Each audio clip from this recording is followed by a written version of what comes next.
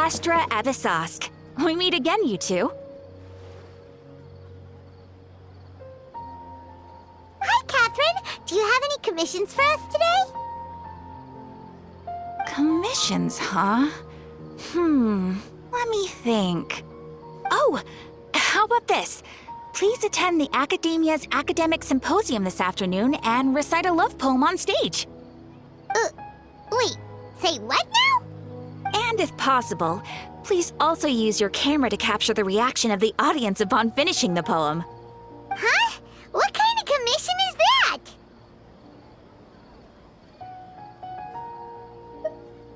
I see. It appears that you're not interested in this commission. In that case, please go to Port Ormos and convince the Eremites there to spend some time volunteering at the local orphanage. Hey, that's not any better. I'm sure the mercenaries will have some interesting reactions as well. Paimon's gotta ask, just who exactly has been submitting these commissions to the Adventurers Guild? Oh, the commissioner? Well, actually, I just wanted to see the two of you in action.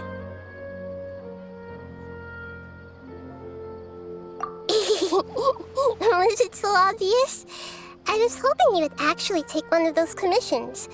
That kind of chance to observe humans doesn't come by often. Ah, so it's Nahida. Paimon just knew Catherine wouldn't crack those kinds of jokes. When did you get into her head? From when she said, Ad Astra Abyssosque?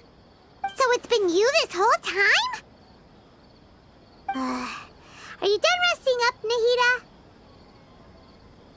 Yes. I've been sleeping ever since we parted ways, and I even had a really, really long dream. It was another dream about the Sub-Zerus Festival, except it was a happy one. In my dream, I was sitting in the middle of a flower terrace, and everyone in Sumeru City was holding hands as they danced in circles around me. They danced round and round, and everyone looked really happy. I also got to sit on a gigantic flower carriage. Ferris, the Knight of Flowers, raised me really, really high above the ground, and I was throwing an endless amount of Yalda candies at the children. You know, Nahida, maybe your dream is how the Sub-Zerus Festival really should be. It's meant to be a joyous time where everyone gets together to celebrate your birthday. Huh? Wasn't I describing a really happy dream? Why are you both looking at me like that? Wait, could this be an example of the emotion known as pity? No, we aren't pitying you. That would only make everything worse. We just don't want you to feel too sad. By the way, have you had a chance to visit Dunyarzad? How's she doing? The Homianis haven't allowed any visitors after the festival, so we haven't been able to check on her. Yes, I paid her a visit right after I woke up. She was resting at the time. Her condition is stabilized. However, since Elazar is a manifestation of the withering on the human body, we can only cure it by finding a way to take care of Irminsol's own withering. But for the moment, our top focus should still be figuring out what the sages are up to and what they're planning. Right. Who knows what'll happen if they manage to pull off another scheme like the Samsara of the Sub-Zerus Festival? So our first priority should be investigating and putting a stop to the sages' activities. As for how we should pull that off, let's discuss it somewhere else. There are too many adventurers around here. Oh, good point. Sorry, adventurers. We're gonna be borrowing Catherine for a little while.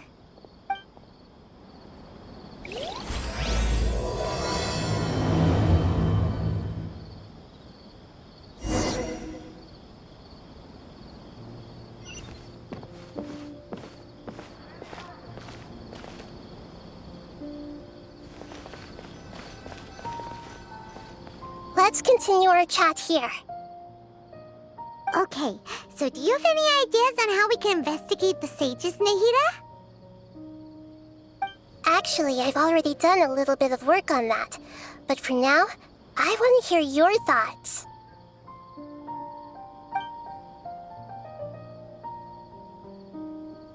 I've already tried that, but all the key members of the Academia, even the core of 30 guards, intentionally avoid wearing their Akasha terminals. It seems that from the very beginning, they've been guarding against info leaks from the Akasha. Of course, it could also be because they're wary of me. Have you already caught the sage's attention? I'm guessing not yet, but distrusting me would make perfect sense if they've ever paid attention to the urban legends about me. In any case, I probably can't take over their minds directly. No way, that's too risky. You mean it'd be too easy to get caught? No, it's not that. We shouldn't involve innocent students in this. A single mistake could completely ruin their lives. Doing that would be ignoring the safety of my people for my own selfish goals. How is that any different from what the sages are doing? That's a good point. Spoken like the god of Sumeru.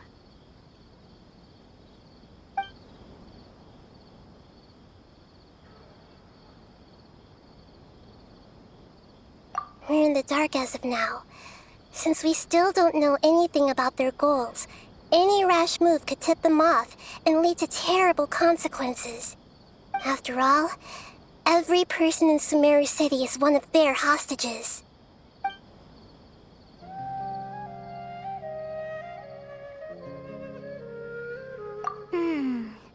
Are we really out of ideas? Nahida, you're super smart, so you already have something in mind, right? Don't keep us in suspense. Spill the beans already. According to a popular theory from the Vahumana Darshan of the Academia, rejecting impractical motions at the beginning of a planning session will give more weight to the actual proposal. Okay, but aren't you the god of wisdom? You don't have to use that kind of gimmick to make us take your ideas seriously.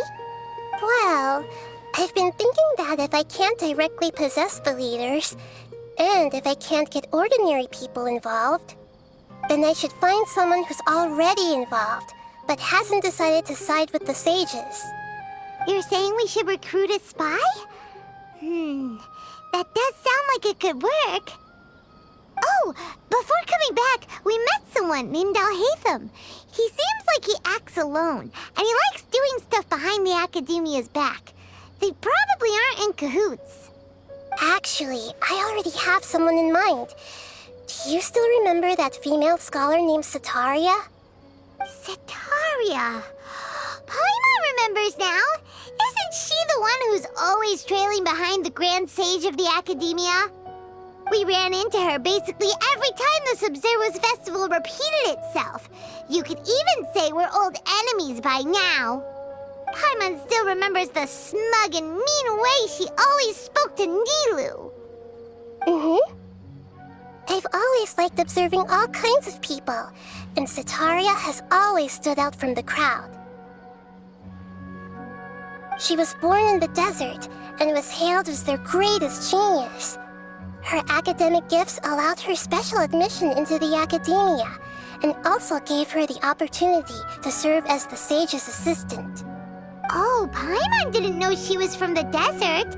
She must be pretty special then. Paimon feels like most of the desert dwellers around the city are working as mercenaries. The name Sataria means star. When she lived in the desert, she shone like the brightest star in the night sky. Later on, she was chosen by the sun. The star was given a place in the daytime sky to complement the sun's dazzling light. Soon after, the star witnessed the sun scorching the earth, which brought forth many disasters. The star began to waver. Instead of staying beside such a sun, wouldn't it be better to return and light up part of the night sky? But in the end, she couldn't give up the radiance of daytime. To cope with her shame, the star buried her guilt and closed her eyes.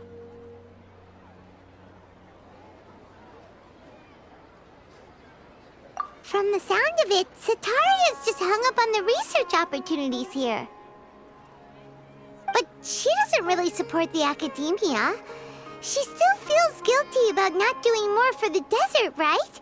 She's just running away from her problems. Indeed. When they are presented with complex moral issues, many people will simply plug their ears and go with the flow until the problem can't be fixed anymore. She's suppressing a lot of guilt, but before she realized it, she had already become the sage's accomplice. She can't deny her part in their schemes anymore. Right. We must somehow make her face her problems again. That way, not only can we get useful intel from her, but she can also use it as an opportunity to redeem herself. From my past observations, Sataria will take a day off from the academia every 10 days to do some shopping in the city. Tomorrow afternoon just happens to be a shopping day for her. That'll be our chance. To prepare, let's go check out some of her favorite spots and have a quick chat with a few of the vendors there.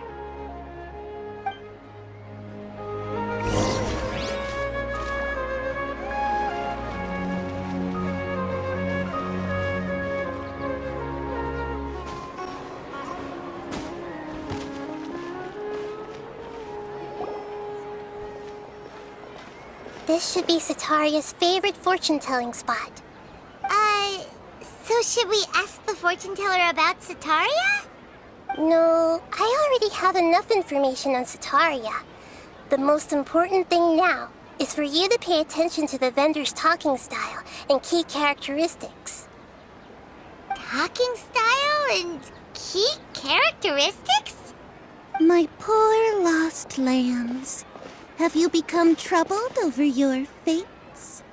The divine voice of wisdom often echoes between mine ears. If thou be blessed today by the gods, I may be able to show you the way. Huh? Really? Nahida, you've been whispering things to her? Shh. My friend here has some doubts regarding his future. Can we get a fortune reading for him? Of course, of course. In that case...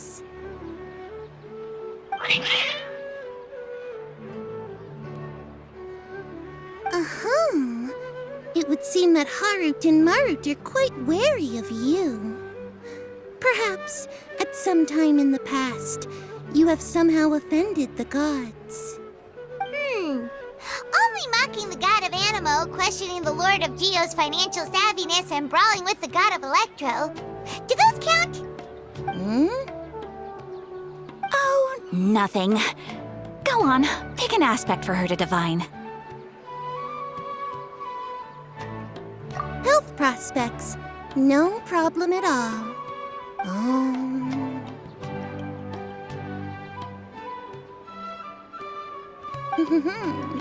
The gods have spoken.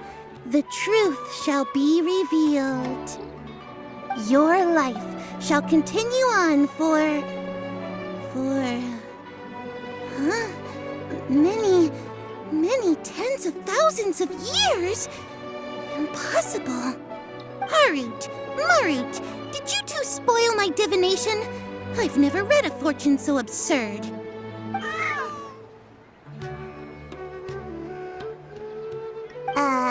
Actually, Paimon thinks this is probably the most accurate fortune-telling you've ever done. I admit that the orientation of today's celestial matrix is suboptimal. As such, there will be no charge. Is that so? Well, that can't be helped.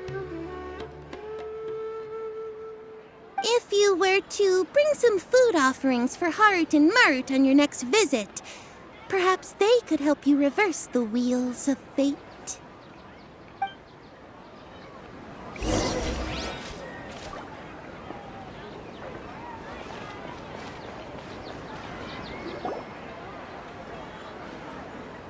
Is this another one of Sataria's favorite stalls?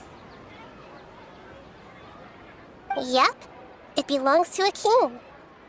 His father helped Sataria a lot when she first moved to Samari City, so she still comes by whenever she has time. When I start talking with him, listen carefully to the details of our conversation. Ah, dear customers! Would you like to look at some pottery? We caught wind of your great craftsmanship, so we specifically came to take a look. Oh, I recognize you.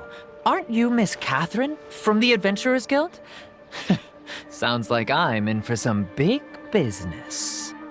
Speaking of, where did you learn this trade? I suppose you could say it all started with my dad. He's a mason by trade, but I picked up an interest in clay while apprenticing for him.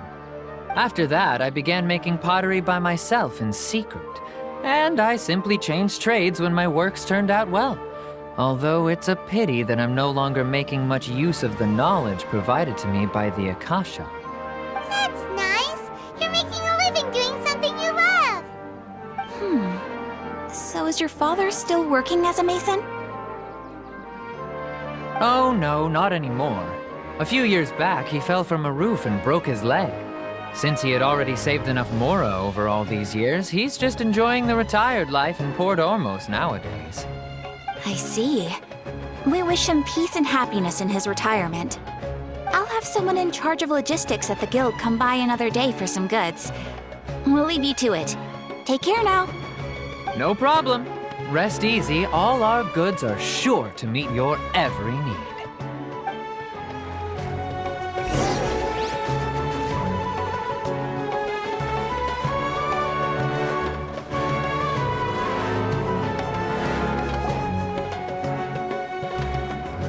This should be our final stop. Sataria's always thinking of this restaurant when she's working at the academia, so she always comes by whenever she's out in the city. Nahida, you've really thought of everything. It's my duty to protect Samari's citizens, after all. Hi there. I feel like I've seen you down by the docks before. Huh? Sorry, I don't quite remember. If I recall, you were having a discussion with someone about shipbuilding at the time. Ah, that's right! I've always been really interested in feats of marine engineering.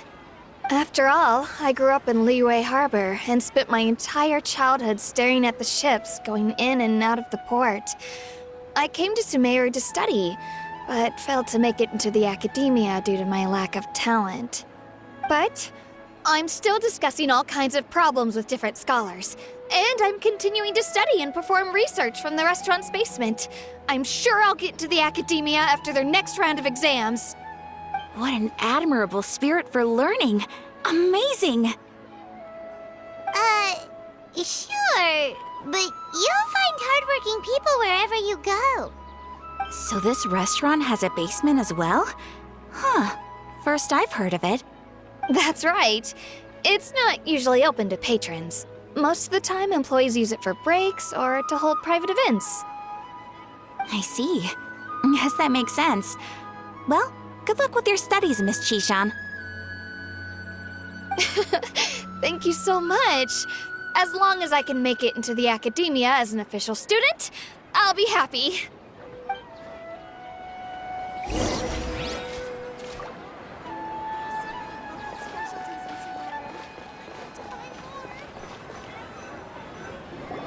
So, was that everybody? Mm-hmm. 3 familiar faces should be enough for Sataria. What's the point of all the information we've collected? Nahida, you still haven't told us how you're planning to make Sataria face her problems. Sataria is already used to avoiding her problems, so we must find a way to break through her usual sensibilities. I remember you mentioned that the Eremites in Port Ormos are all making a fuss about the upcoming resurrection of King Deshret. Although it's all just a boatload of nonsense, the faith of her homeland may turn out to be Sataria's soft spot. Oh, Paimon gets it now! You want to take advantage of the guilt Sataria feels about her homeland. Although she knows she should return home to help the people of the desert, all she's done is conspire with the sages.